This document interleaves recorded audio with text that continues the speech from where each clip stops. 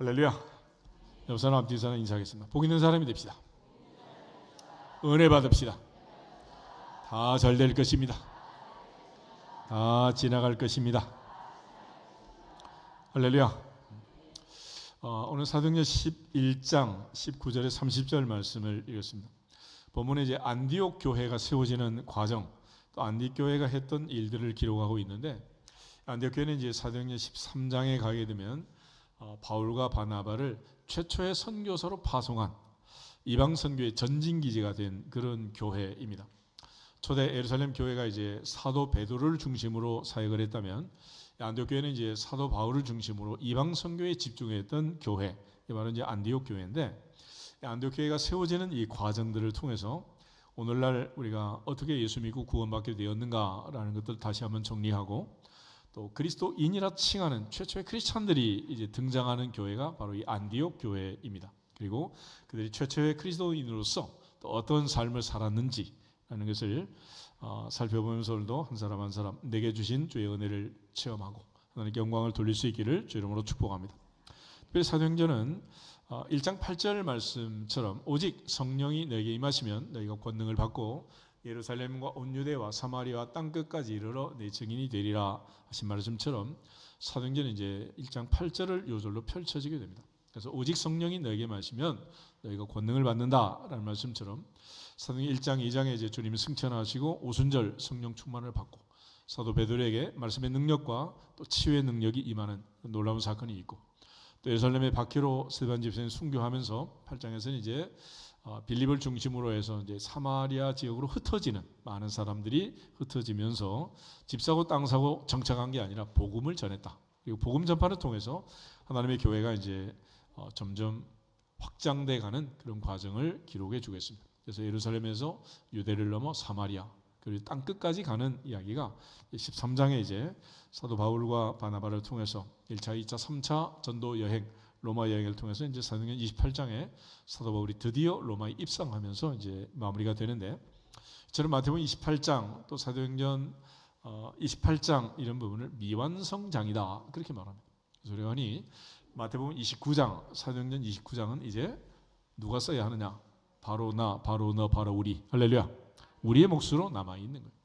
그래서 이 과정을 이제 보여주고 있는데, 초대교회가 이렇게 이제 성장하는 과정에 가장 중요한 두 가지 주님의 명령이 있습니다. 하나는 지상 계명이고 하나는 지상 명령인데, 하나는 The Great Commandment, 하나는 The Great Commission. 그래서 하나님의 말씀이 주신 명령과 주님이 맡기신 위임 사항을 통해서 교회가 이제 해야 할 일과 하지 말아야 할 일을 분별하고 또 성장 과정을 거쳐가는 것입니다. 마가복음 12장에 이제 한 율법사가 주님께 질문을 던졌지요. 어떤 계명이 가장 큰 첫 번째 계명입니까? 라고 말할 때 모세오경에는 자그마치 613가지의 계명이 있어요. 그 중에 365가지 하지 말라는 게 있고 248가지 하라는 게 있는데, 우리가 흔히 애들 시험 치듯이 4지, 5지 선다행을 하는 게 아니라 613지 선다행을 하는 거예요. 이에 대해서 예수님께서 첫째는 마음을 다하고 목숨을 다하고 뜻을 다하고 힘을 다하여 주 여호와 너의 하나님을 사랑하라. 이것이 첫 번째다 그랬습니다. 둘째도 마찬가지다. 내 이웃을 내 몸과 같이 사랑하라. 그래서 하나님 사랑을 우리가 흔히 예배라고 해요. 예배. 그래서 마음을 다해서 찬송하고 목숨을 다해서 기도하고 뜻을 다해서 말씀을 듣고 힘을 다해 봉헌하는 하나님 사랑하는 예배자가 되어야 한다. 두 번째는 거저 받았으니 거저 줘라신 말씀처럼 우리가 받은 그대로 나누고 베푸는 사역, 봉사하는 일이 두 번째 이웃 사랑의 실천이라고 말합니다. 그리고 예수님께서 마지막 마태복음 28장에 이제 제자들을 만나서 하늘과 땅의 모든 권세를 가지고 위임 명령을 내립니다. 너희는 가서 모든 민족으로 제자를 삼아 아버지와 아들과 성령의 이름으로 세례를 주고 내가 너에게 분부한 모든 것을 가르쳐 지키게 하라. 그래서 너희는 가라. 가서 뭐 하느냐? 전도하라는 전도. 가서 전하는 거죠. 그래서 우리가 요즘은 이제 뭐 국내에서 하면 전도고 비행기 타고 배 타고 하면 선교 그렇게 말하지만 다 전도예요. 전도. 이벤젤라이즈, 복음을 전파하는, 케르소, 선포하는 것입니다. 그리고 그 복음 전파를 통해서 돌아온 사람들이 예배를 드리면서 이제 하나님의 사람으로 양육이 되고 성장이 되는 과정에 아버지와 아들과 성령의 이름으로 세례를 베풀어라. 그래서 교회 멤버십을 주라는. 초대교회가 3,000명이 은혜 받고 제자가 됐을 때 그들에게 3,000명이 세례를 주잖아요. 세례. 그래서 우리가 세례를 받았다는 것은 드디어 펠로우십, 코이노니아, 교제할 수 있는 고난 안에 들어오게 되는. 그래서 지난주에 얘기했지만 교제는 교회 안에서 밖에서, 교회 안에서 하는, 교회 안에서 믿고 신뢰할 수 있는 사람과 교제를 하는 거지, 믿지도 못하는 사람과 어떻게 교제를 하는 말, 그건 불가능한 거죠. 주 안에서, 그리스도 안에서, 성령 안에서 교제할 때 기준이 뭐냐? 세례 받았느냐? 이거. 예수님의 이름으로, 성부와 성자와 성령의 이름으로 세례를 받아야 된다. 그러고 나서 이제 아버지와 아들과 성령으로 세례를 받은 자들에게 내가 너에게 분부한 모든 것을 가르쳐 지키게 하라.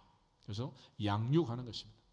이 과정을 통해서 교회는 이제 이렇게 시스템 만들고 했지만은 사실은 우리가 이제 잘못된 게 예수님의 사역에 가장 중요한 주일학교가 없는 거예요. 모두 다 같이 나와서 예배를 드리고 같은 그룹에서 할머니, 할아버지, 손자 다 같이 예배를 드려야 되는데 요즘 우리가 이런 예배를 드리다 보니까 모든 교회에 지금 이제 피해가 온 게 뭐냐면 청년부 허리가 없어진 거예요. 왜 그런가? 걔들은 어머니, 아버지가 다니는 그 교회를 다니는 게 아니라 자기들만 모이는 딴 교회를 다니는 거예요. 딴 교회. 담임 목사님의 설교를 듣지 않는 청년들이 교회 안에 머물겠습니까? 이것이 지금 한국교회 폐해로 지금 나타나고 있는 거예요. 궁극적으로 양육 자체가 이게 전혀 안 되고 또 이제 양육 과정에서 또 이제 주일학교 뭐 봉사하면서 같이 이렇게 커야 되는데 이게 아주 심각한 문제가 생긴 거죠. 어쨌거나 주님께서 그렇게 말씀하신 5가지를 주보에 이미 정리해놔서 주보 펴봐요. 그래서 성령이 이끄는 교회가 해야 할 5가지 중요한 일이 거기 있습니다. 가지겠습니다. 따라하겠습니다. 전도, 예배, 교제, 양육, 사역. 이렇게 되는 거예요. 그래서 무슨 일이든지 우리가 교회 안에서 하는 일은 교회에다 주보에 광고를 하고 그 다음에 모임을 갖고 밥도 먹고 떡도 떼고 산책도 하고 교회 안에서 하라는, 교회 안에서. 아멘? 이게 그렇게 공적으로 광고가 되고 같이 가는 이 교회 공동체가 돼야지 여기서 벗어나면 전부 다 문제가 생긴다. 문제가 항상. 그래서 뭐든지 미리 주보에 광고하고 모여라. 그래서 모이고 그러면 되잖아. 문제는 이제 이 교회가 이렇게 해서 이제 초대 교회가 세워지고 사마리 교회가 세워지고 안디옥 교회가 세워지고 로마 교회가 세워질 때까지 교회 건축의 과정 또 성장의 과정, 교회 성장 이 모든 과정을 거치게 되는데 바울이 이걸 이제 정리를 해요. 복음을 전하면서 바울이 가졌던 의문이 있고 미스터리가 있는데 도대체 어떤 사람이 믿고 구원받게 되느냐? 누가 믿고 누가 일꾼이 되고 충성하느냐라는 거예요. 로마서 10장을 한번 찾아보겠습니다. 로마서 10장을 보시면 13절부터 17절에 사도 바울이 이미 정리를 잘 해놨는데 로마서 10장 13절에서 17절을 보겠습니다. 누구든지 주의 이름을 부르는 자는 구원을 받으리라. 그런즉 그들이 믿지 아니하는 이를 어찌 부르리요? 듣지도 못한 이를 어찌 믿으리요? 전파하는 자가 없이 어찌 들으리요? 보내심을 받지 아니하였으면 어찌 전파하리요? 기록된 바 아름답도다. 좋은 소식을 전하는 자들의 발이여함과 같으니라. 아멘. 복음 전파의 과정이 누군가는 가서 복음을 전해야 되지 않겠어요? 그래서 가장 아름다운 발은 보내심을 받은 자들, 복음을 전하는 자들의 발이야. 그랬어요. 우리 사도라는 말을 헬라어로 아포스톨로스라고 합니다. 이 말은 아포스텔로라는 동사의 명사형인데 아포스텔로라는 동사는 보내심을 받았다 그런 뜻이에요. 그리고 아포스톨로스는 하면 보내심을 받은 자다 그런 얘기예요. 내가 자발적으로 자원해서 결단하고 결심하고 간 사람이 아니고 한국에서 대사를 보낼 때 임명해서 보내잖아요. 자기 가고 싶어서 가는 게 아니고 임명장 갖고 보내심을 받아서 가는 것처럼 하늘의 대사로 하나님이 12제자를 12사도라 명하시고 보내주신 거예요. 그래서 그들이 가서 복음을 전하게 되는 거죠. 그러니까 전하는 과정부터 내가 전한 것이 아니라 전하게 하심으로 전하게 되었다. 하게 하는 거예요. 그리고 전파하는 자가 없이 어찌 들으리요? 그럼 우리가 복음을 들었다는 것은 누군가는 나에게 복음을 전파해 줬다는 거예요. 전해 줬다. 그래서 우리가 듣게 된 거 아니겠습니까? 동시에 듣지도 못한 일을 어찌 믿으리요? 뭔가 들어야 믿고 신앙생활을 하게 되는 거지. 듣지도 않고 그렇게 믿을 수가 있느냐? 알고요? 들음의 과정이 굉장히 중요합니다. 그래서 엄마가 누구냐? 엄마가 누구냐?에 따라서 엄마 말을 따라서 우리가 말을 배우잖아요. 그래서 영국 사람, 미국 사람, 독일 사람, 한국 사람 다 이렇게 달라지는 이유는 엄마가 누구냐, 무슨 말을 들었느냐에 따라서 그 말이 나의 모국어, 나의 말이 되는 거예요. 그게. 마찬가지로 복음도 똑같다. 처음에 복음을 잘 들어야 되는 것입니다. 그래야지 복음을 제대로 듣지도 않고 이단 연구하겠다고 이단 공부한 사람은 이단 될 수밖에 없어요. 한국에서 한국말도 못하는 애들이 미국 가서 영어 배우겠다고 배우고 나면 내 손자요, 남의 손자요? DNA만 같았지 나하고는 아무 교감이 안 돼요. 그거는 안 되는 거예요. 그리고 그들이 믿지 아니하는 일을 어찌 부르겠느냐? 듣고 나서 믿는 자는 주의 이름을 부르게 되고 저는 그리스도시요 살아계신 하나님의 아들이십니다 라고 말하게 되는 거예요. 그래서 누구든지 주의 이름을 부르는 자는 구원을 받으리라. 그런데 13절 말씀이 오토매틱이 아니라는 거예요. 자동이 아니라는 거예요. 16절 17절 보겠습니다. 그러나 그들이 다 복음을 순종하지 아니하였도다. 이사야가 이르되 주여 우리가 전한 것을 누가 믿었나이까 하였으니 그러므로 믿음은 들음에서 나며 들음은 그리스도의 말씀으로 말미암았느니라. 아멘. 분명히 듣고 믿기는 한데 이 듣는 사람이 다 믿는 건 아니라는 거예요. 누가 믿느냐? 그래서 친구 따라 건강문의 갔다가 어떤 사람 병 고치고 친구는 그대로 가시고 그런 사람 한둘이냔 말이에요. 그러니까 하나님의 주권적 역사로 우리가 믿고 구원받는 거다. 그러므로 결론은 뭐냐면 우리가 이 시간 이 자리에 있지만 내 발로 온 것 같아도 내 믿음 좋아서 나온 것 같아도 하나님의 은혜니라. 하나님의 은혜니라. 부르신 분이 따로 있다. 또 내가 믿은 것 같지만 내가 믿은 게 아니라 하나님의 은혜로 믿어진 것이니라. 믿어진 것이니라. 이 간단한 원리를 깨달으면 성경의 의무는 다 사라지게 되어 있습니다. 그런데 아무리 얘기를 해도 이걸 깨닫지 못하니까 또 열심을 내고 또 노력을 하고 공덕을 쌓고 적선을 하고 불교식으로 예수를 믿는 사람이 한둘이 아니야. 이게 하나님의 은혜로 믿어진 것을 깨닫는 은혜가 임하기를 축복합니다. 여기서 앞뒤 사람 이겠습니다. 인사하겠습니다. 내가 믿은 것이 아니라 하나님의 은혜로 믿어진 것입니다. 사라할머니 그래서 아들 낳고 하신 말씀이 여호와께서 나로 웃게 하시니 모든 사람이 다 나와 함께 웃으리로다. 아들 이름을 웃음이라고 이츠하크라고 짓고 그 할머니 4,000년 전에 말했잖아. 이 아들 내가 낳은 거 아니고 하나님께서 낳게 하셨습니다. 할렐루야. 그래서 간증은 뭐냐면 내가 한 게 아니고 하나님이 하게 하셨습니다. 할렐루야. 그걸 간증이라고 하는 거예요. 목소리 나오는 것도 하나님 나오게 하니까 나오지 말 못하게 하면 못하는 거예요. 보는 것도 듣는 것도 보게 하시고 듣게 하시니 가능한 일이지 하나님 못하게 하시면 못하는 거예요.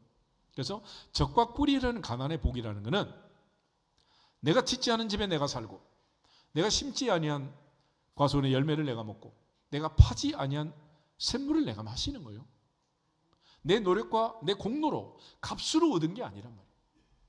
그래서 너희가 그 은혜에 의하여 믿음으로 말미암아 구원을 얻었나니 이것이 너에게서 난 것이 아니요 하나님의 선물이다. 하나님의 선물이다. 행위에서 난 것이 아니니 이는 누구든지 자랑하지 못하게 하려함이라 그랬잖아요. 내가 하고 내가 자랑할 거리를 만들고 이건 전부 다 교만이라요. 교만. 그래서 기독교는 한마디로 은혜 종교라고 하는 거예요. 은혜. 사도행전 11장 다시 보겠습니다. 먼저 이제 복음이 전파된 계기가 기록이 되어 있는데 19절 20절 두 절을 보겠습니다.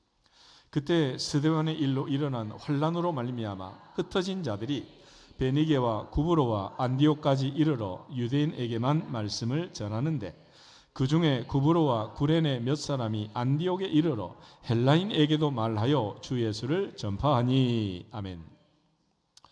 박해가 일어났고 순교가 일어났고 어려운 일이 생겼습니다. 그런데 그것 때문에 흩어지게 됐어요.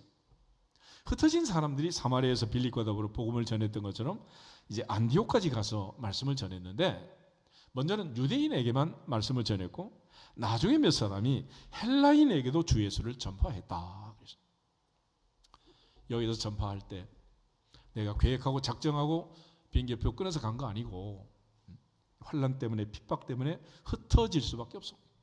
흩어져서 가다가 안디옥까지 가서 복음을 전한 거예요. 내가 한 것입니까? 하나님께서 하게 하신 것입니까? 이렇게 해서 교회가 다 세워지게 되는 거예요. 하나님의 은혜 주시고 복을 주시고 한 사람 한 사람 부르시고 그렇게 해서 하게 하시는 거예요. 엘리야는 아합과 이세벨의 시대에 하나님 앞에 아주 자랑스럽게 자뻑을 하잖아. 날 좀 봐주세요. 열심히 특심해서 나 혼자 남았습니다. 그때 하나님 하신 말씀, 걱정하지 마라. 7,000명 스탠바이, 7,000명 남은 자가 있다. 맡은 자에게 구할 것은 충성이라고 했죠. 내가 하지 아니하면 그 일은 다른 사람에게 넘어가고 또 다른 사람이 하는 거지. 내가 안 한다고 하나님 나라 일이 안 되겠습니까? 그래서 나를 부르신 그분 앞에, 바울처럼 충성되이 여기신 그분 앞에 우리가 고백할 것은 오직 은혜, 오직 은혜니라, 오직 은혜니라. 은혜를 아신 은혜. 그건 내가 한 것이 아니란 말이에요. 태어난 것도 하나님의 은혜고 살아온 것도 하나님의 은혜고 지금 이 자리에 예배자로 있는 이 모든 것이 은혜니라. 아멘. 한순간도 당연한 것 없다고 노래만 부르지 말고 다 은혜잖아요. 은혜. 그래서 그렇게 복음을 전했는데, 그래서 바울도 이제 복음 전파에 중요한 순서가 있어요. 첫째는 유대인, 그 다음은 헬라인. 그랬어요. 유대인들이 거부하면 그 은혜는 헬라인에게 넘어가게 되는 거예요. 그 복음이 코리아까지 온 거 아니겠어요? 이제 우리가 이 복음을 거절하고 엔티크리스찬이 돼가지고 뭐 전부 다 막 교회를 비난하고 이러면 이제 복음은 촛대를 옮기게 돼 있어요. 동남아로 지금 들불처럼 지금 번져나가고 있는 거 아니겠습니까? 하나님의 은혜 안에서 내게 주신 은혜, 그 말씀을 잘 붙들고 믿음으로 역사하는 그 능력을 체험하기를 주의 이름으로 축복합니다. 그런데 바울의 고백처럼 누가 이 말씀을 듣고 믿을 수 있는, 주의 말씀을 누가 듣습니까? 누구의 여호와의 팔이 나타납니까? 도대체 누굽니까? 이걸 복음의 미스테리, 신비라고 하는 거예요. 그래서 이 시간 내가 있고 우리가 이 자리에 있는 이 자체가 뭐예요? 이게 신비예요, 신비. 그러니까 세상에 가장 신비로운 일이 뭐냐? 내가 예수 믿고 구원받은 거예요. 아멘? 이 사실을 깨닫는 그것이 은혜라는 것입니다. 그래서 오늘 21절 보시면 주의 손이 그들과 함께 하심에 수많은 사람들이 믿고 주께 돌아오더라. 아멘. 고린도서 3장의 사도 바울이 고백한 것처럼 나는 심었고 아볼로는 물을 주었으되 하나님은 자라나게 하셨느니라. 그럼 복음을 전하는 사람들은 결과에 대해서 걱정하라 하지 말아라? 할 필요 없는 거예요. 그건 누가 하시는 일이요? 하나님이 하시는 일이에요. 기도도 똑같습니다. 구하라 그러면 주시리라. 업무 분담이 분명해. 우리는 구하는 것이고 주시는 것은 그분이 하실 일이니까 언제 어느 때 무엇을 어떻게 주실지는 맡기고 기대하면서 기다리면서 기도할지니라. 그런데 자칭 하나님이 돼가지고 하나님 일을 걱정하다가 기도 못하는 사람이 한둘이 아니란 말이에요. 그래서 너희가 얻지 못하면 뭐 때문이다? 구하지 않기 때문이라 그랬잖아요. 주의 손이 그들과 함께 하심에 수많은 사람들이 믿고 주께 돌아온 그것이 바로 은혜였습니다. 그래서 예루살렘 교회가 이제 바나바를 파송하게 되는데 22절, 23절 두 절을 보겠습니다. 예루살렘 교회가 이 사람들의 소문을 듣고 바나바를 안디옥까지 보내니 그가 이르러 하나님의 은혜를 보고 기뻐하여 모든 사람에게 굳건한 마음으로 주와 함께 머물러 있으라 권하니. 아멘.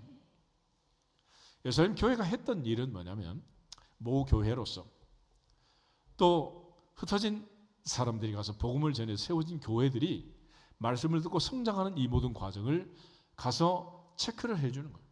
그래서 건강한 교회로, 건전한 교회로, 바른 교회로 성장할 수 있도록 도와주는 것이 예루살렘 교회가 한 일이에요. 사도행전 8장을 다시 한번 보겠습니다.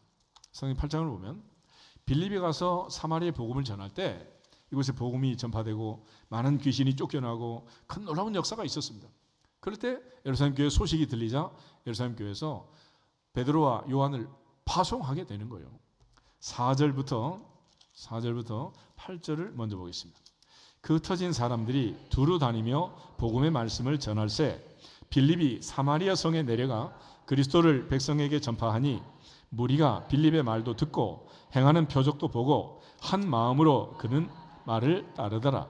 많은 사람에게 붙었던 더러운 귀신들이 크게 소리를 지르며 나가고 또 많은 중풍병자와 못 걷는 사람이 나으니 그 성에 큰 기쁨이 있더라. 아멘. 이처럼 말씀을 전파함으로 빌립이 전한 말씀을 듣고 한 마음으로 그를 따름으로써 특별히 사마리아에 큰 기쁨이 오게 됐습니다. 그럴 때 예루살렘에서 이제 파송을 하게 됐는데 14절에서 17절 14절 예루살렘에 있는 사도들이 사마리아도 하나님의 말씀을 받았다함을 듣고 베드로와 요한에게 보내매 그들이 내려가서 그들을 위하여 성령 받기를 기도하니 이는 아직 한 사람에게도 성령 내리신 일이 없고 오직 주 예수의 이름으로 세례만 받을 뿐이더라. 이에 두 사도가 그들에게 안수함에 성령을 받는지라. 아멘. 예루살렘에서 사마리아로 베드로와 요한을 파송하게 되고 사마리아 교회가 성령 충만한 그런 교회가 되도록 사도 베드로가 가서 그들이 말씀을 듣고 은혜를 받고 예수 이름으로 세례를 받았지만 성령 받은 사람이 없었다. 그래서 성령 충만한 사마리아 교회를 세우기 위해서 사도 베드로가 안수해서 그들이 성령을 받는 이 과정을 기록해 주고 있습니다. 마찬가지로 이제 이 안디옥에 또 복음이 전파돼 가지고 심지어 헬라인도 예수 믿고 주의 손이 그들과 함께 하심에 수많은 헬라인들이 믿고 주님께 돌아오는 이 역사를 기록해 주고 있는. 근데 놀랍게 먼저 말씀을 들었던 유대인들은 잠잠하고 나중에 복음을 듣는 헬라인들이 이처럼 많이 들어오게 된 거예요. 그래서 23절에 보면 바나바가 안디옥에 가서 뭘 보았느냐? 23절 보세요. 그가 이르러 무엇을 보았다? 하나님의 은혜를 봤다. 은혜. 그것이 은혜라는 것이 은혜. 그러니까 어떻게 헬라인들이 이방인들이 이 은혜를 받을 수가 있느냐?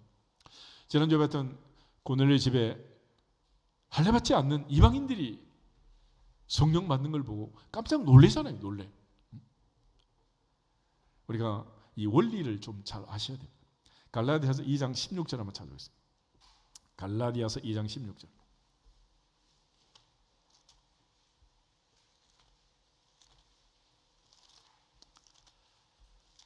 한 절만 같이 읽겠습니다. 갈라디아서 2장 15절 16절 두 절 보다. 우리는 본래 유대인이요 이방 죄인이 아니로되 사람이 의롭게 되는 것은 율법의 행위로 말미암음이 아니요 오직 예수 그리스도를 믿음으로 말미암는 줄 알므로 우리도 그리스도 예수를 믿나니 이는 우리가 율법의 행위로서가 아니고 그리스도를 믿음으로써 의롭담을 얻으려 함이라. 율법의 행위로서는 의롭담을 얻을 육체가 없느니라. 아멘. 헬라 사람들이 예수를 전하자. 주 예수를 전하자. 그들이 주 예수를 믿고 주 예수 그리스도를 믿음으로 의롭담을 받게 된 거예요. 이거는 유대인이나 헬라인이나 차별이 없느니라. 먼저 믿은 자나 나중 믿은 자나 차별이 없다. 예수 그리스도를 잘 믿는 이것이 중요한 거예요. 우리 모두가 마지막 날까지 예수 잘 믿고 천국 가기를 주 이름으로 축복합니다. 그래서 바나바는 이 하나님의 은혜를 보고 기뻐했다. 그래서 왜 그런지 아세요? 이 사람은 은혜를 받은 사람이기 때문에 은혜가 뭔 줄 안 거예요. 거저 받았으니 거저 주어라. 받지 않았는데 체험하지 않았는데 뭘 할 수가 있겠어요? 궁극적으로 바나바는 이 은혜를 아는 사람이고 은혜를 보았고 은혜를 기뻐했다. 그리고 또 모든 사람에게 굳건한 마음으로 주와 함께 머물러 있어라. 이렇게 권면을 한 거예요. 오늘 하나님의 보좌 앞에서 우리 모두가 다 이 은혜의 자리에 임하기를 주 이름으로 축복합니다. 그래서 기독교는 한마디로 은혜의 종교이고 불교를 비롯한 모든 타 종교는 행위 종교라고 하는 거예요. 그들은 하나님의 은혜로 구원받은 기독교를 이해할 수가 없어요. 왜냐하면 사람이 뭔가 힘쓰고 애쓰고 노력하고 행해가지고 뭔가를 이루어야지 아무것도 하지 않고 그냥 받는 것이 무엇이냐? 은혜를 모르는 거예요. 은혜를. 그래서 그들은 힘쓰고 애쓰고 노력해서 행위로 구원받으려고 애를 쓰지만 에베소 2장 8절 9절 말씀처럼 우리는 그 은혜에 의하여 믿음으로 말미암아 내가 믿은 것이 아니라 하나님의 은혜로 믿어짐으로써 구원을 받았으니 이것은 하나님의 선물이다. 하나님의 은혜니라. 자랑할 수 없는 하나님의 은혜란 말이에요. 은혜.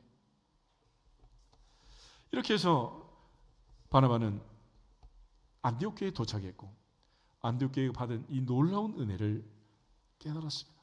그리고 다음 단계를 구상하고 있는 거예요. 왜냐하면 이 많은 사람들을 어떻게 할까? 어떻게 할까? 그래서 초대 예루살렘 교회 3,000명이 세례받고 구원받은 오순절 그날의 사건을 생각하면서 안디옥 교회를 다시 계획을 하고 있는 거예요. 사도행 2장을 먼저 보겠습니다. 사도행 2장을 보시면 사도 베드로가 3,000명이 회개했을 때 세례받았을 때 어떻게 했느냐?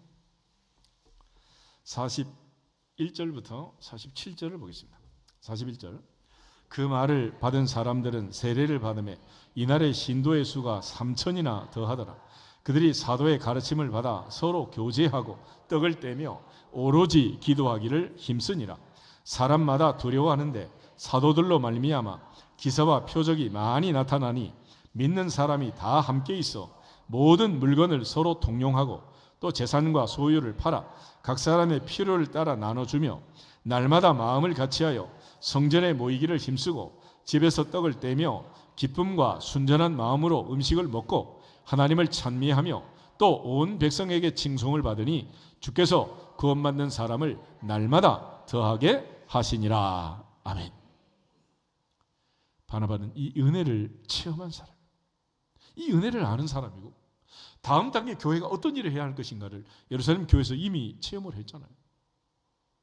그래서 이 안디옥 교회에 이 많은 무리를 어찌할까? 그래서 길리기아 다소성으로 가서 사울을 만나서 데리고 와서 1년 동안 안디옥 교회를 가르친 거예요.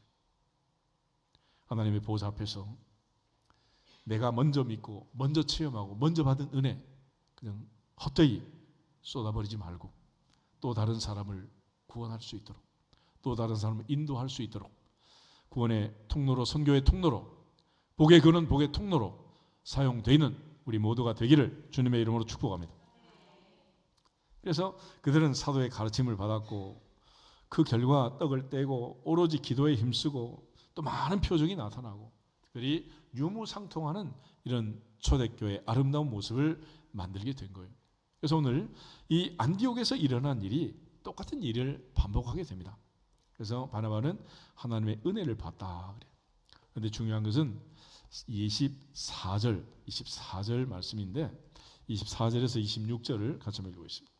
바나바는 착한 사람이요 성령과 믿음이 충만한 사람이라. 이에 큰 무리가 주께 더하여 지더라. 바나바가 사울을 찾으러 다소에 가서 만남에 안디옥에 데리고 와서 둘이 교회 1년간 모여 있어 큰 무리를 가르쳤고 제자들이 안디옥에서 비로소 그리스도인이라 일컬음을 받게 되었더라. 아멘. 바나바가 이 놀라운 은혜를 목격하면서 기뻐하면서 생각나는 사람 한 사람이 있었는데 그 바로 길리기아 다소성의 사울이었습니다. 사도행 9장의 다메섹 도상에서 주님 만나고 그날부터 성령 충만함으로 눈에 비늘이 벗겨지고 사흘 금식 후에 복음을 전했던 그 사울. 왜 사울을 데리러 갔느냐? 첫째, 그는 유대인으로 바리새인으로 살다가 주님 만나고 그리스도인, 크리스찬이 된 거예요. 크리스찬. 바울이 된 거예요. 바울이. 그의 아버지는 큰 자가 되라 그래서 초대왕 사울처럼 베냐민 지파 출신이니까 사울, 그레이트맨 이렇게 이름을 지어놨는데 은혜 받은 바울은 나는 작은 자다. 모든 사도 중에 가장 작은 자다. 지극히 작은 자보다 모든 성도 중에 지극히 작은 자보다 더 작은 자다. 나는 죄인 중에 괴수다. 이렇게 하나님의 은혜를 깨달은 사람이에요. 그리고 그는 또 가말리엘 문화에서 율법에 능통한 사람이었습니다. 동시에 그는 길리기아 다소성의 로마 시민이었어요. 그는 이 헬라 사람들이 복음을 전할 수 있는 헬라에 능통한 사람이다. 그래서 그 12사도 예루살렘에 충만한 사람들, 그들 통해서 할 수 있는 일이 아니고 이거는 사도 바울만 할 수 있다. 그래서 유비가 삼교 초려를 하듯이 길리기아 다소를 가서 바울을 만나서 데리고 온 거예요. 25절에 보면 바나바가 사울을 찾으러 다소에 가서 만남에 안디옥에 데리고 왔다. 그러니까 금방 하루에 그렇게 된 것 같은데 요즘처럼 주소가 있어요, 내비게이션이 있어요. 그 큰 성을 다니는데 어찌 찾겠어요. 그럼에도 불구하고 그가 드디어 사울을 만나서 안디옥에 데리고 왔다는 거예요. 그리고 거기다가 둘이 교회에서 1년간 모여서 큰 무리를 가르쳤다. 1년 동안 두 사람이 무탈하게 의견 충돌 없이 잘 지낸 거예요. 그리고 그 결과 안디옥에서 비로소 크리스찬들이 나왔다. 그러니까 유대인 바리새인 사울이 주님 만나고 변화되어 그리스도인이 된 것처럼, 새 사람이 된 것처럼 바울은 자기가 경험한 모든 것을 다 쏟았고 이 사람이 이렇게 안내를 한 거 아니겠어요? 그런데 그 중심에 바나바라는 사람이 있어요. 바나바는 어떤 사람이다?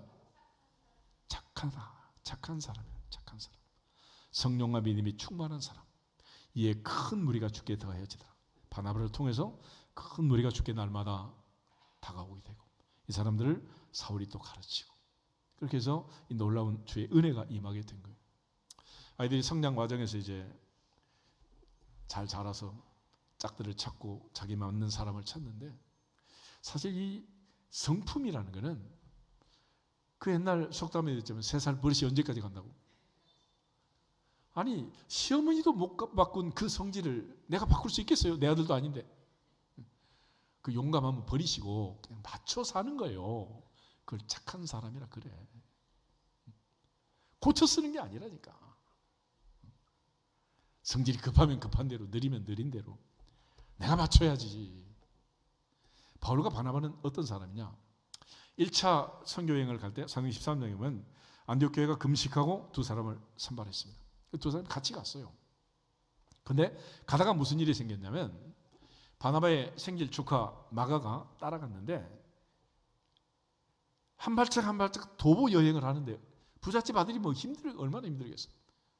가다가 예루살렘으로 돌아가 버린 거예요. 그리고 2차 전도 여행을 갈 때 바나바가 바울에게 얘기를 합니다. 젊은 애가 실수할 수 있고 한 번 더 기회를 주자. 한 번 더 데려가자 그랬더니 바울이 절대 안 된대. 한 번 그런 애는 안 된다는 거야. 얼마나 바울이 강력하게 얘기했는지 둘이 갈라서게 됩니다. 그래서 바나바는 마가를 데리고 가고 바울은 실라를 데리고 가고 두 팀이 가는 거예요. 두 팀이. 그럴 정도로 바울은 한 번 아니면 아닌 사람이야. 1년 동안 모여가지고 크리스찬을 만들 때까지 누가 착한 사람? 바나바가 착한 사람이라니까. 옆 사람, 뒤 사람 이 부분을 보면서 우리 다짐하면서 인사하겠습니다. 바나바가 됩시다. 그러시면 교회도 행복하고 여러분 가정도 행복하고 여러분이 다니는 회사도 행복하고 다 행복하게 되는 거예요. 그렇지만 나한테 맞춰라! 그리고 밀고 나가면 이게 되겠냔 말이에요. 그래서 바나바는 착한 사람이고 성령과 믿음이 충만한 사람이에요. 그를 통해서 많은 사람이 돌아오게 된 거예요. 그래서 우리가 장사를 할 때 가게 가서 주인을 한번 보세요. 가장 중요한 거는 말 한마디도 부드럽게 하는 그게 중요한 거지. 그래서 이 바나바 사역하는 많은 사람들이 이 본문을 가지고 바나바 얘기를 하지만은 이거는 그렇게 만들 수 있는 게 아니에요. 하나님의 은혜로 성령의 충만함으로 믿음이 충만함으로 바뀌는 거죠. 그래서 사울이 바울 되도록 성령이 강력한 역사를 하고 눈이 멀었다가 뜨는 기적을 체험해도 둘이 조화롭게 되는 건 쉽다 어렵다? 쉬운 일이 아니에요. 쉽지가 않아요. 그래서 이 바나바가 여기서 더욱 돋보이게 되는 거예요. 그리고 이 사람은 또 어떤 사람이냐? 사도행전 4장 하나 보세요. 사도행전 4장을 보면 이 바나바는 5장에 그 아나니아 삽비라 사건이 있잖아요. 왜 아나니아 삽비라 부부가 이렇게 불행을 겪을 수밖에 없었느냐 생각해 보면 계기가 바로 이 바나바 때문이라고도 말할 수도 있어요. 이게 33절부터 37절 한번 보겠습니다. 4장 맨 뒤로 가서 33절. 사도들이 큰 권능으로 주 예수의 부활을 증언하니 무리가 큰 은혜를 받아 그 중에 가난한 사람이 없으니 이는 밭과 집 있는 자는 팔아 그 판 것의 값을 가져다가 사도들의 발 앞에 두매 그들이 각 사람의 필요를 따라 나누어 줌이라. 구브로에서 난 레이족 사람이 있으니 이름은 요셉이라. 사도들이 일컬어 바나바라 번역하면 위로의 아들이라 하니 그가 밭이 있음에 팔아 그 값을 가지고 사도들의 발 앞에 두니라. 아멘. 이걸 따라하다가 문제가 생긴 거예요. 이걸 따라하다가. 그러니까 바나바는 위로의 아들이요 착한 사람이요.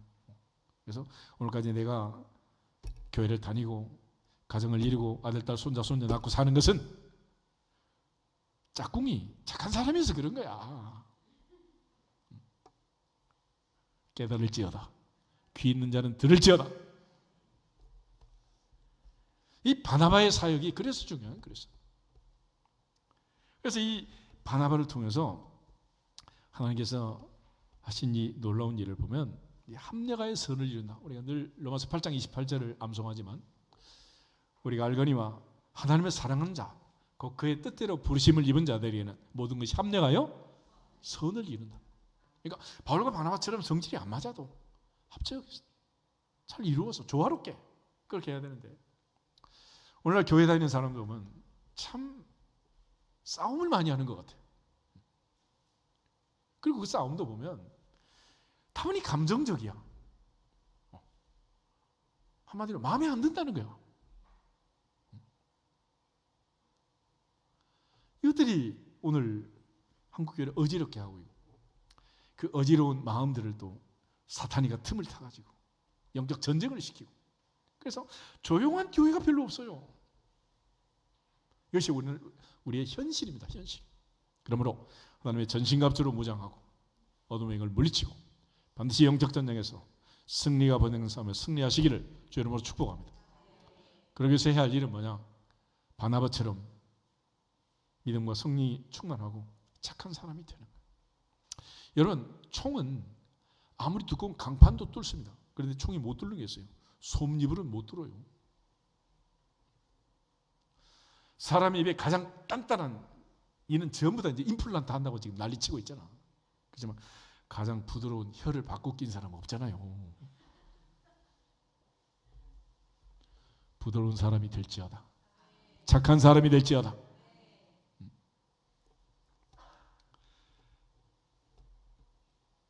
그래서 그리스도인이라 일컫는 크리스찬들이 이제 나오게 됐는데 그리스도인이 어떤 사람이냐라는 걸 증명하는 다음 구절이 중요해요. 27절에 30절 보겠습니다. 그때 선지자들이 예루살렘에서 안디옥에 이르니 그 중에 아가보라 하는 한 사람이 일어나 성령으로 말하되 천하에 큰 흉년이 들리라 하더니 글라우디오 때에 그렇게 되니라.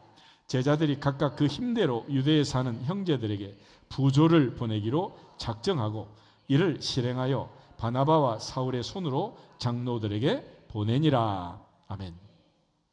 안디옥 교회는 어떤 교회였느냐? 믿음과 성령이 충만한 바나바.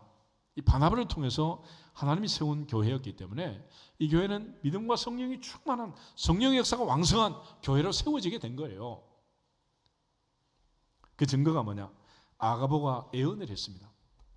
그리고 많은 사람들이 예루살렘에서 안디옥까지 영적 교류를 나누고 또 하다 보면 우리가 좀 더 영적인 사람, 조금 더 세속적인 사람, 기도하는 사람, 빵카페 가자는 사람, 별 사람이 다 있잖아. 그렇지만 뒤피로 이부 순서로 교회 와서 5분이라도 기도하고 헤어지자 이런 에스더가 한 명이나 있냔 말이야. 다음 주에 헌신 예배라며. 옆 사람 다시 인사하겠습니다. 마무리는 교회에서 합시다. 아멘. 그래야 교회지. 그래야 크리스찬이지.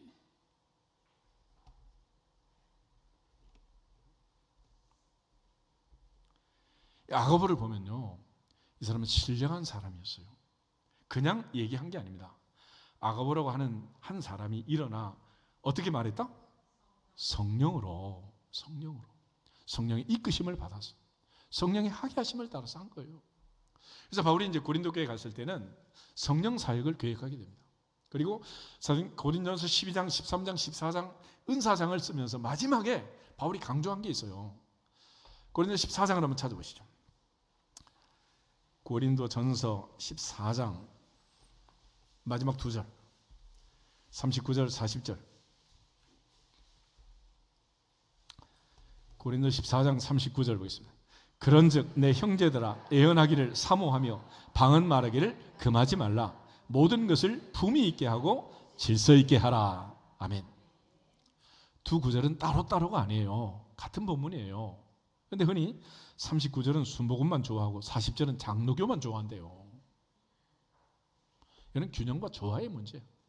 그러니까 야고보가 이렇게 성령 충만한 애언을 할 때 애언을 금하지 마라. 사모해라. 방언도 금하지 마라. 그렇지만 어떻게 해라? 품위 있게 하고 질서 있게 해라. 그러니까 내가 하나님께 기도하고 영적으로 기도하고 다 좋지만은 옆 사람 방해해서 가면서까지 시끄럽다는데 막 그렇게 시끄럽게 할 필요는 있다 없다? 그러면 안 된단 말이야. 서로에게 유익을 주도록 해야지 나 혼자 다니는 교회가 아니잖아. 그러니까 밥상을 차릴 때 나 먹고 싶은 것만 만들어야 돼? 남편 좋아하는 것도 만들어야 돼? 같이 먹잖아. 그래서 아가서에 보면은 사랑의 구심점이 옮겨가요. 나의 사랑하는 자는 내게 속했고 나는 나의 사랑하는 자에게 속했다. 자기 중심이야. 근데 이게 뒤집어져요. 나는 나의 사랑하는 자에게 속했고 나의 사랑하는 자는 내게 속했다. 마지막에 가서는 나는 나의 사랑하는 자에게 속했다. 그래. 이게 우리 할머니 어머니들이 살아온 여자의 인생이에요. 처음에는 음식 만들면 누구 먹고 싶은 거 만들어야 돼. 다 자기 먹고 싶은 거 만들어야지. 말년에 가서는 오직 그 영감님, 그 할아버지 마지막 돌아가실 때까지 그분 입맛에 맞춰서 섬기고 봉사한 그것이 사랑이니라. 그렇잖아. 그래서 지금 모든 것을 품위 있게 질서 있게 하라 그러잖아. 그런데 이렇게만 하기 위해서는 방법이 하나 있어요. 예를 들어 면허를 땄다. 운전면허 땄는데 30년 무사고 하는 방법이 있어요. 운전 안 하면 되는 거야. 그게 참 무슨 의미가 있어 그게. 가서 부딪히기도 하고 사고도 나고 그러면서 이제 일을 해야지. 그래서 바울이 일도 하고 품위도 지켜라. 열심히 기도하고 방언도 하되 질서 있게 해라 그거예요. 근데 이 말귀를 못 알아들어 교회를 30년 동안 시끄럽게 한단 말이에요. 이래서 되겠어 이게? 하나님의 은혜 안에서 영적인 일은 사모하고 금하지 말고 서로 격려하되 대신에 모든 건 품위 있게 질서 있게 하자.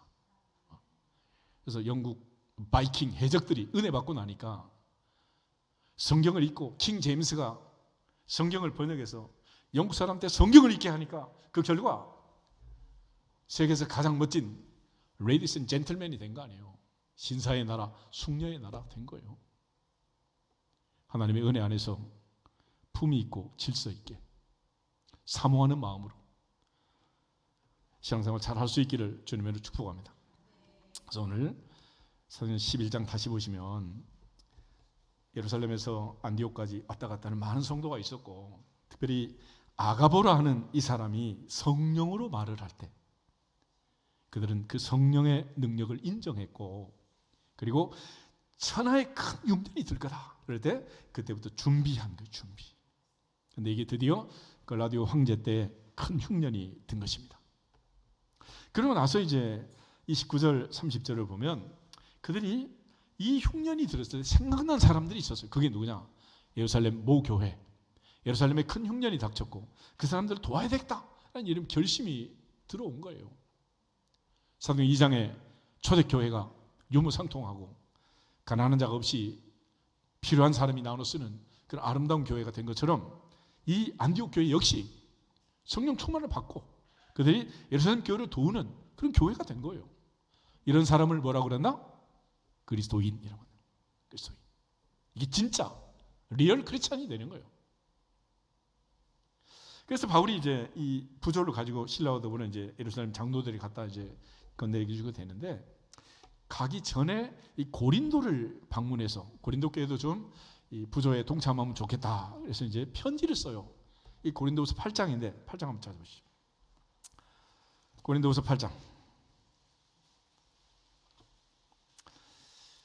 고린도는 당시 이제 로마 제국의 무역항이고 아주 부자들이 많이 사는, 그렇지만 또 여러 가지 문제가 많은, 돈이 많으면 항상 문제가 많잖아, 그런 교회였어요. 그래서 이 교회에다가 이 가난한 마게도냐 교회들이 헌금했던 그 얘기를 하면서 너희도 좀 이렇게 하면 좋겠다라고 얘기하는 거예요.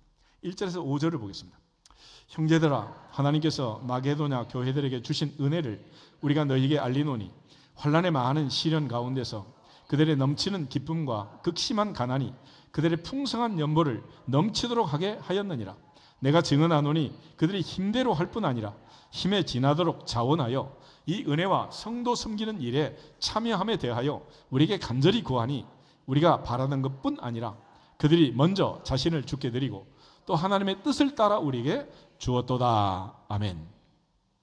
바울은 여기서 굉장히 중요한 말을 합니다. 하나님 앞에 헌금하고 구제하고 돕는 것을 은혜라고 했어요. 은혜.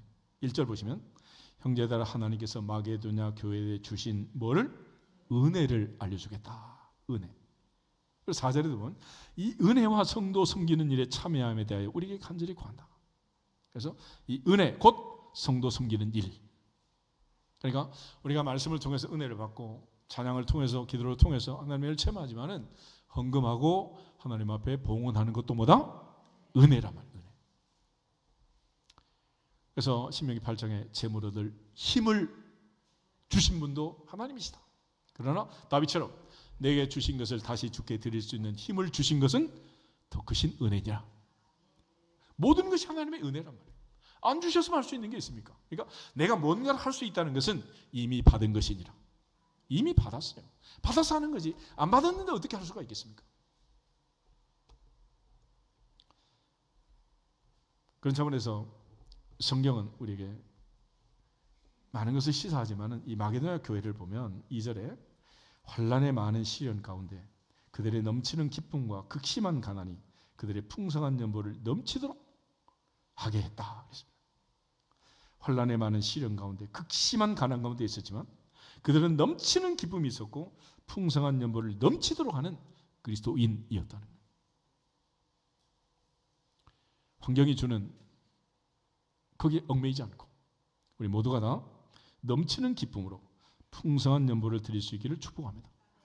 그것이 마게도냐 교회에 주신 하나님의 은혜였고, 바울은 이 은혜를 고린도 교회에 먼저 편지로 보내면서 너희도 이 은혜를 좀 받았으면 좋겠다. 그래. 결국 오늘날 우리가 여러 가지 문제가 많지만은 그 사람들을 바꾸는 방법은 오직 하나밖에 없어요. 하나님 앞에 나와서 말씀을 들으면서 예배를 드리면서 은혜를 받는 거예요. 그러니까 애들이 성질이 사나운 애들, 사춘기 거치면서 막 격한 충돌을 하는 애들, 아니면 뭐 성장해가지고도 이게 뭐 좌충우돌 이런 사람들. 그게 왜 그러냐? 이 은혜를 못 받아. 은혜를. 그래서 바울은 보라 지금이 뭐 할 때다? 은혜 받을 때다. 보라 지금이 은혜 받을 때다. 지금. 하나님의 은혜를 헛되이 받지 마라. 그래서 우리가 예배 시간마다 인사를 하잖아요. 다시 한번 인사해요. 은혜 받읍시다. 왜냐하면 은혜를 못 받으면 그날은 시험 드는 거예요. 하나님의 보좌 앞에서 반드시 은혜 받는 은혜의 통로, 은혜의 주인공들이 되기를 주 이름으로 축복합니다. 그래서 이러한 이 물질적인 문제에 대해서 안디옥 교회는 초월한 진짜 그리스도인이 된 거예요. 그래서 29절에 있는 말씀처럼 그들은 각각 힘대로 유대에 사는 형제들에게 부조를 보내기로 작정하고 이를 실행했다. 마게도냐 교회들 역시 힘대로 할 뿐만 아니라 힘에 지나도록 자원했다 그러잖아요. 자원했다. 하나님 앞에서 이런 은혜가 우리 모두에게 임하고 자녀들 대대로 이 풍족함 속에 살아가시기를 주님의 이름으로 축복합니다. 아무것도 아닌 이 물질의 문제 때문에 시험 들어가지고 걸려가지고 이 1단계 시험을 못 넘어가면 다음 단계는 없는 거예요. 세상에 제일 쉬운 게 뭔지 아세요? 부부싸움의 99%는 돈만 있으면 해결된대. 그래서 우리가 돈으로 사는 사람들이 아니잖아요. 돈 없어도 살아야 되는 사람이잖아. 그래서 그 유명한 데살로니가서 5장 16절부터 18절 말씀처럼 하나님의 뜻을 바울이 우리에게 강조하잖아요. 항상 기뻐하라, 쉬지 말고 기도하라, 범사에 감사하라. 이것이 그리스도의 손에서 너희를 향하신 하나님의 뜻이다 그랬잖아요. 왜냐하면 물질이라는 것은 아무리 부어줘도 이 기쁨과 감사와 기도 생활이 안 되면 그거는 자유한 자가 아니에요. 10억을 주든 100억을 주든 자족하고 감사하면 되지만은 거기 얽매여 있으면 그 무슨 의미가 있습니까? 목동아 같은 뭐 재건축에서 뭐 2배, 3배 값이 오른다 그래 봐요. 그거 나하고 무슨 관계가 있어요? 문짝 떼가지고 뭐 자장면 사 먹을 거예요? 누집 딸인지 모르는 그 며느리한테 다 넘어가는 거예요. 그래서 돈은 쓴 것만 내 돈이라 그러잖아요. 내가 쓸 수 있을 때 최선을 다해서 하나님을 섬기는 거예요. 극심한 관한 환난 속에 있지만은 넘치는 기쁨으로 풍성한 연보를 드리는 주님을 기쁘게 하는 예배자가 되기를 주 이름으로 축복합니다. 그래서 하나님께 드릴 때는 내가 형편이 어떠하든지 그게 중요하지 않아요. 항상 최대 최선을 다하는 거예요. 할 수 있는 한 그때 당시 그 상황에서 최대 최선을 다하는 거예요. 그래서 오늘까지 내가 목회를 하면서 교회 들어온 물건은 그때 당시 상황에서 제일 좋은 거. 그래서 피아노도 오늘까지 30년 전에 샀어도 서글프지 않잖아. 키보드도 제일 좋은 거. 뭐든지 망가뜨려서 그렇지 뭐. 예전에 286, 386, 486 컴퓨터 넘어갈 때 한 분이 나한테 와서 그러더라고. 자기 컴퓨터를 바꾸는데 286 컴퓨터 교회에 갖다 놓으면 안 되겠냐고. 가져오지 마라 그랬어요. 아니 486 제일 좋은 거 교회에 갖다 놓고 한 대 더 사든지 그래야지. 왜 교회가 요즘 그거 버리면 돈 줘야 되잖아. 딱지 붙이고. 우리 교회다 버리려고 그래. 말도 안 되잖아. 모강실에 있는 컴퓨터도 2012년에 내가 샀는데 올해가 몇 년이요? 몇 년 쓴 거야. 그때 당시 내가 400만 원 줬어요. 그랬더니 비싼 걸 샀다고 막 난리가 났더라고. 그러거나 말았거나. 이제 뭐 10월달 되면 이제 윈도우 11로 다 교체가 된다 그래서 할 수 없이 바꾸긴 바꿔야 되겠는데 뭐든지 좋은 거 사서 오래 써야지. 하나님 우리를 금보다 귀하게 여기고 다 소중하게 여기잖아요. 근데 교회에 무슨 싸구리 하나 갖다 놓고 그러려고 그래. 말이 되겠어요 그게? 그래서 재물은 그런 거예요. 첫째 기뻐해라. 하박국이 말한 것처럼 없을지라도 우리 양이 없고 양간에 송아지 없고 감람나무 무화과 나무 소출이 없어도 여호와를 인하여 기뻐하고 나의 구원의 하나님으로 인하여 기뻐하리로다. 아멘. 하늘에서 날마다 만나가 내려오는데 뭘 걱정하냔 말이에요. 오늘 우리에게 일용할 양식이 있으면 되는 거 아니겠어요? 그래서 아무리 기도할 때 난 두 가지 기도 제목이 있습니다. 하나, 허탄과 거짓된 걸 멀리 하시고 너무 부자도 말고 너무 가난하기도 말고 필요한 양식으로 먹이시옵소서. 난 배부르면 특별히 하나님이 누군지 모르겠다 그러고 교회 밖으로 튀어나갈 사람이고 너무 가난하면 또 구걸하고 다니면서 하나님 체면 구길지 모르니까 적당하게 해주세요. 그런 거예요. 주님께서는 마지막 밤에 근심하는 제자들에게 너네 마음에 근심하지 말라. 하나님을 믿으니 또 나를 믿어라 말씀하시면서 내가 이것을 너희에게 이름은 내 기쁨이 너희 안에 있어 너희 기쁨을 충만케 하려 함이니라. 할렐루야. 그렇잖아. 예배 끝나면 또 점심 먹을 거 아니야. 기대하고 기다릴지어다. 뭐 걱정이 그렇게 많아. 그리고 특별히 기도하라는 기도. 하나님이 우리에게 주실 때 조건은 딱 하나입니다. 구하라. 그리하면 주시리라 그랬잖아요. 너희가 어찌 못하면 구하지 아니하고 구해도 어찌 못하면 정욕으로 쓰려고 잘못 구합니다. 하나님의 보좌 앞에서 구하는 대로 주실 줄 믿습니다. 너희가 무엇인 믿고 구하는 것은 받은 줄로 믿어라. 받을 줄이 아니에요. 이미 받은 줄로 믿어라. 그러면 너에게 그대로 되리라. 그대로 되리라. 다시 한번 인사하겠습니다. 그대로 되는 복을 받읍시다. 그리고 범사에 감사하라는 거예요. 감사. 기독교적인 감사는 한마디로 얘기하면 감사할 일이 있어서 감사하는 게 아니고 감사하면 감사할 일이 생긴다. 그거. 그래서 사도 바울은 이걸 뛰어넘어서 감사할 일이 없어도 감사하는 방법을 자족이래요. 자족. 마지막 네 번째는 자족하는 게 자족. 빌립보서 4장을 읽고 기도하겠습니다. 빌립보서 4장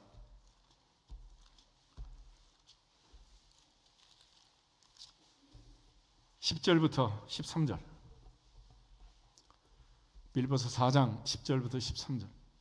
내가 주 안에서 크게 기뻐함은 너희가 나를 생각하던 것이 이제 다시 싹이 남이니 너희가 또한 이를 위하여 생각은 하였으나 기회가 없었느니라. 내가 궁핍함으로 말하는 것이 아니니라. 어떠한 형편에든지 나는 자족하기를 배웠노니 나는 비천에 처할 줄도 알고 풍부에 처할 줄도 알아. 모든 일 곧 배부름과 배고픔과 풍부와 궁핍에도 처할 줄 아는 일체의 비결을 배웠노라. 내게 능력 주신 자 안에서 내가 모든 것을 할 수 있느니라. 아멘.